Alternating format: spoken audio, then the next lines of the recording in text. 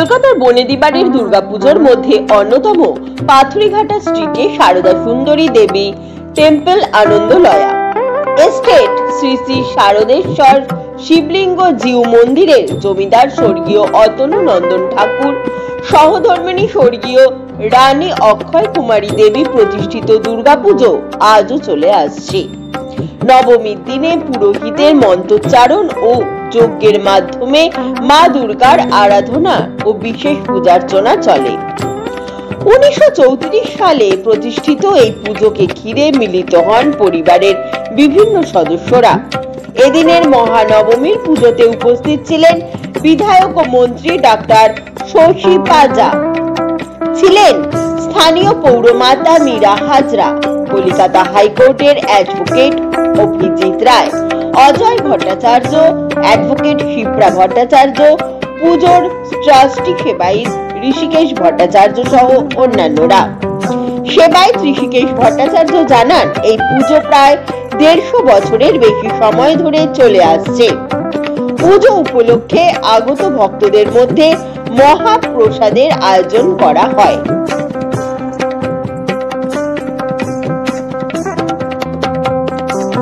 প্রতি বছরই আসে, কারণ এটা আমার বিধানসভা অঞ্চলেও পড়ে। আর ভট্টাচার্য পরিবার আমার সঙ্গে রাজনৈতিক ভাবে এবং এই পুজোর মাধ্যমেও যুক্ত আছে, ফলে বহুদিনই আসা যাওয়া থাকে। পুজো যে কয়েকটি দিন যায় তার মধ্যে মোটামুটি অষ্টমী কিংবা নবমীতে আসার চেষ্টা করি, এবং আজকে মহানবমীতে এসছি। পুজো এখানে পুজো খুব সুন্দর ভাবে করেন, তারা সপরিবারে সকলেই একসঙ্গে করেন। আর আমাদের স্থানীয় পৌর প্রতিনিধি মীরা হাজরা উপস্থিত, আমার সঙ্গে স্থানীয় আমাদের এই ওয়ার্ডের ব্লক প্রেসিডেন্ট পাপ্পু তিওয়ারি, দীর্ঘদিন দুজনেই অত্যন্ত পুরনো মানুষ। আমরা তিনজনই একসঙ্গে আসিও প্রতি বছর ভট্টাচার্য বাড়ির এই পাথুরিয়াঘাটা পুজোতে। একবারই যেমন হয় প্রাচীন পুজো এবং নিশ্চয়ই একটা বাড়ির পুজো, এর তাৎপর্য, এর গুরুত্বটাও অন্য আলাদা হয় অন্যান্য থেকে, অন্য সার্বজনীন পুজো থেকে।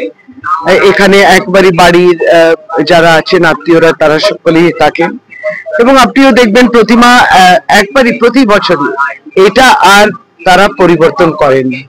একই রকম মায়ের যে আকার কিংবা মায়ের প্রতিমা প্রতি বছরই একমতই থাকে। যেমন বাড়ির পুজো হয়, সকলকে নিয়ে একটু আনন্দ থাকে, সকলকে নিয়ে দুর্গাপুজোর শুভেচ্ছা বিনিময় হয়। আমাদের মধ্যে এরকমই প্রীতি, শুভেচ্ছা, ভালোবাসার একটা সম্পর্ক থাকে। না, এটা তো সকলেই জানেন এবং মাননীয় মুখ্যমন্ত্রীকে ধন্যবাদও জানায়। এটা তো সত্যি যে 2011-র আগেও দুর্গাপুজো ছিল তো, কিন্তু এই ধরনের ভাবনা ছিল না। এখন তারপরে দেখবেন যে এই যে 43,000 পুজো যদি আজকের দিনে যে রাজ্য সরকার তাদের পাশে দাঁড়ানোর জন্য যে 1,10,000 টাকা বরাদ্দ করা হয়েছে, এটা কিন্তু যদি স্বল্প এবং মাঝারি পুজো, তারা দারুণভাবে উপকৃত। এখন কথাটা হচ্ছে যে সংখ্যা এখন আমরা বলতে পারছি 3,000 কলকাতাতে এবং তারপরে সারা পশ্চিম বাংলায়। এই সংখ্যা যে কত ছিল আগে, আর এইভাবে পাশে না দাঁড়ালে হয়তো ছোট পুজোগুলো প্রায় বন্ধের মুখে ছিল। সেখানে মায়ের পুজো বন্ধ তো হয় না, এখানে মায়ের পুজো হয়, এবং মায়ের পুজো এত সংখ্যায় হয় আমি আমার বিধানসভা কেন্দ্রেও বলতে পারি। এখানে অনেক পুজো আছে যারা উপকৃত হয়েছেন এই সাহায্য থেকে, এবং সকলে খুব সুন্দরভাবে পুজো করছে। মায়ের পুজো, এই যে পুজোর মাধ্যমেও তারা মুখ্যমন্ত্রীকে ধন্যবাদ জানায়। বহুজন ফ্লেক্স টেক্স ব্যানারও দিয়েছে, আবার তারা মৌখিক ভাবেও শুভেচ্ছা দিচ্ছেন এবং ধন্যবাদ, কৃতজ্ঞতা জানাচ্ছেন।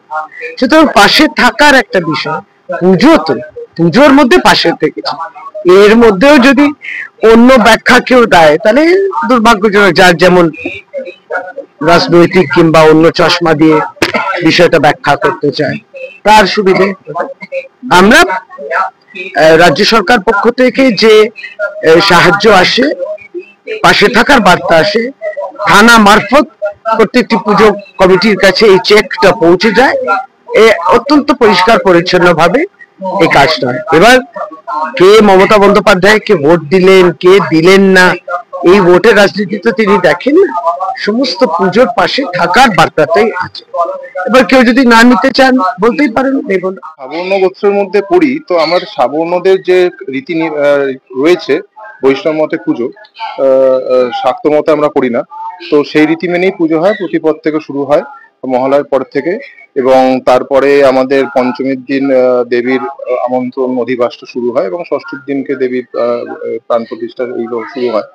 তো আমাদের 4 দিন মানে পুরো দশমী অবধি আমাদের নিরামিষ হয়, এবং যেহেতু ব্রাহ্মণ বাড়ি, এবং দশমীর দিনকেই আমাদের প্রতিমা বিসর্জন হয়, কাঁধে করে যায় রীতি মেনে, সাবেকি রীতি মেনে আমাদের নৌকাতেই বিসর্জন হয়। সেক্ষেত্রে প্রশাসন আমাদেরকে সর্বতভাবে সাহায্য করে, এবং আপনারা দেখেছেন এতটাই পুরনো বাড়ি, সেক্ষেত্রে আমাদের স্থানীয় বিধায়ক এবং মন্ত্রী এসছিলেন, এবং বহু লোকের সমাগম, এবং কাউন্সিলর ছিলেন, এবং তার সঙ্গে মানে পাড়ার লোকজনরা তো আছেই, তাদের যে অষ্টমীর অঞ্জলি থেকে শুরু করে সমস্ত নিত্য যে পুজোটা হয় দুর্গাপুজোর সময়, তারা এখানেই এসে দেয়, এবং তারা এখানে এসে সময় কাটায়, আড্ডা দেয়, এবং একটা মানে সাবেকি পুজো বলা হয়, কিন্তু আমাদের ব্যাপারটা হচ্ছে দরজা 12 নম্বর পাথরিঘাটা স্ট্রিট আনন্দালয়ের দরজা কিন্তু এই অঞ্চলের সমস্ত লোকেদের জন্য সবসময় খোলা থাকে। আগে বলতো, আমি ছোটবেলায় শুনতাম আনন্দালয়ে পুজোর সময় নাকি কোনোদিনও উনুন বন্ধ হয় না, আর সেইটা এখন আমার কাকা রয়েছেন, তার পরবর্তী জেনারেশন আমরা দেখেছি, আমি কাকাকেও দেখেছি, আমি করছি সেই রীতি রেওয়াজটা, যে উনুন বন্ধ হবে না দশমী অব্দি, সেই রীতি রেওয়াজটা এখনো চলছে আমাদের সবার জন্য। আনন্দালয়তে সবাই স্বাগত। এমন নয়, সোশিও ইকোনমিক মানে আর্থসামাজিক দিকটা দেখে আমরা যে ভেদাভেদ করব সেটা আমাদের মধ্যে নেই, সেই মেন্টালিটি আমাদের মধ্যে নেই। আমরা সবাইকে সঙ্গে নিয়ে মা দুর্গার প্রসাদ যাতে সবাই পেতে পারে সেই ব্যবস্থাটাই আমরা করি। এবং আমাদের অষ্টমীর দিনকে কুমারী পুজো হয়েছে। এবারে কুমারী 4.5 বছরের ছিলেন, এবং তার নাম শাস্ত্রমতে রোহিণী হয়েছে। এবং আমরা এবারে আজকে নবমীর পুজো শেষের দিকে রীতিমতো আপনারা দেখছেন, তো রীতি রেওয়াজ মেনেই পুজো হয়েছে। 168তম বছরের পুজো পদার্পণ করলো, কালকে বিসর্জন হবে। সবাইকে বিজয়াতে আমন্ত্রণ জানাচ্ছি, আপনারা আসবেন, নিরঞ্জন শোভাযাত্রা অংশগ্রহণ করবেন, তারপরে নয় বিজয়ের কোলাকুলি। গতকাল আমার নরওয়ে থেকে ফোন এসেছিল, তো ওখানে আমার এক বর্দা থাকেন, উনি ডক্টর আপনার অরুণ কুমার দাস নরওয়েতে। তো ওখানে উনি মানে এতটা মানে খুশি যে বাড়ি আমাকে বলছে মানে সরাসরি ভিডিও করে দেখাতে ষষ্ঠী পুজো। তুমি পরপর প্রতিটা ছবি আমি ক্লিপ পাঠাচ্ছি। তাছাড়া আগে তো নবমী, সমস্ত আসছে দর্শনার্থীরা, এবং আমাদের পাড়ার সমস্ত সবাই আমাদের এখানে ভোগ বিতরণ হচ্ছে, ভোগ খেয়ে যাচ্ছে বসে। আর তার সাথে আমাদের এই পুজো প্রায় 150 বছর। 1934 সালে এই বাড়ি প্রতিষ্ঠাতা স্বর্গীয় অচরঞ্জন ঠাকুর, ওনার স্ত্রী রানী অক্ষয় কুমারী দেবী। আমাদের দুর্গাপুজোর সাথে সাথে তারপরে আমাদের শিবরাত্রি মানে ধুমধাম করে আমাদের এই পুজো হয়। সবাইকে নিয়ে এখানে শিবরাত্রিতে যেমন আমাদের দুর্গাপুজোর যেমন ভোগ বিতরণ হয়, বসিয়ে খাওয়া যে রীতি রেওয়াজ, সেটাও আমাদের শিবরাত্রিতে হয়। এবং এখানে আমাদের ভান্ডারাও হয়, এলাকার মানুষ প্রায় 3-4-5 হাজার লোক খায়। এই পুজো প্রতিষ্ঠাতা হচ্ছে আপনার স্বর্গীয় অচরঞ্জন ঠাকুর এবং রানী অক্ষয় কুমারী দেবী। আমাদের তো আপনার সামান্য পরিবার, সামান্য করছো। এবার আমাদের মেন জমিদারি আমল ছিল ঢাকা রাজশাহী, এবং আমাদের স্টেট যে সার্জস্ব শিবলিঙ্গ জিও কাশী বিশ্বনাথ মন্দির ওখানে প্রতিষ্ঠিত। ওখানে আমাদের বাড়ি আছে বেনারসে, কাশী বিশ্বনাথ মন্দিরের পাশে D38/34 হাউস কাটা, ওখানে ঈশ্বর সার্জস্ব শিবলিঙ্গ জিও স্টেট নামে প্রতিষ্ঠিত। আর আপনার স্বর্গীয় অচরঞ্জন ঠাকুর ওই বাড়ি প্রতিষ্ঠিত করেছিল বেনারসে। তাছাড়া আমাদের ঝাড়খণ্ডে আছে, আমাদের দেশ হচ্ছে নদিয়া, তাছাড়া আমাদের দিনাজপুরে আছে, আমাদের এদিকে ত্রিপুরাতে আছে। এটা হ্যাঁ, এখন আমাদের প্রায় সদস্য সংখ্যা আমরা 7 ভাই প্লাস আমাদের জ্যাঠা কাকা যারা আছেন ওনারা, তো একসাথেই আমরা আছি। আমাদের এই বনেদিয়ানা এবং ট্র্যাডিশনাল পুজো, দুর্গা পুজো, স্টেটের পুজো, শ্রী সারদেশ্বর জিউ স্টেট। এই পুজোতে প্রত্যেক বছরই বিভিন্ন গণ্যমান্য ব্যক্তি আসেন, তার মধ্যে আমাদের এই সিনিয়র স্যার হাইকোর্টের অ্যাডভোকেট মিস্টার অভিজিৎ রয় সপরিবারে এসছেন। সাথে আরো বন্ধুরা এসছেন এবং আরো অনেকে গণ্যমান্য ব্যক্তিরাও এসছেন। এই পুজোতে আমাদের খুব আনন্দ হয়। আর স্যার তো বললেনই, এরপর আর কিছু বলার জায়গা নেই। এটুকুনি বলে আমরা আশা রাখছি এই পুজোকে আরো এগিয়ে নিয়ে যাবো, আরো বড় করে।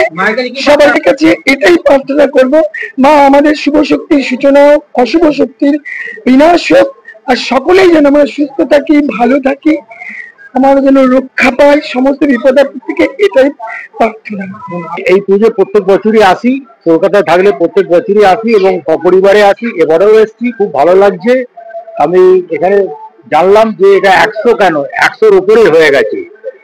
এরাও বলতে পারছে না, বলে 5 পুরুষের পুজো, এবং এদের এত সুন্দর অ্যারেঞ্জমেন্ট এবং আতিথেয়তা প্রত্যেকের জন্য, এটা খুবই ভালো লাগে এবং সেই কারণেই প্রত্যেক বছর এখানে আসা। আর আগামী দিনেও আসবো। এই পুজো আরো দীর্ঘদিন ধরে হবে এই আশা করি। খুব ভালো লাগছে। কারণ আমাদের যে পারিবারিক যে ইয়েগুলো, যে শিক্ষিত বা যে ইয়েগুলো, সেগুলো আমাদের চলে আসছে ট্র্যাডিশন অনুযায়ী। সমস্ত সম্প্রদায়ের মানুষ আজকে, যেমন 300-র ওপর মানুষ আজকে অন্নভোগ খাবে। আজকে এই 300 লোক অন্নভোগ খাবে। এবং তার পাশাপাশি যেটা বলার, ধর্ম যার যার, উৎসব সবার, বাংলার উৎসব। আর সব থেকে বড় কথা, আমাদের এই পুজো এবং বিভিন্ন সময় আমরা বহু প্রতিকূলতার সাথে লড়াই করতে করতে আজকে এই জায়গায় এসেছি।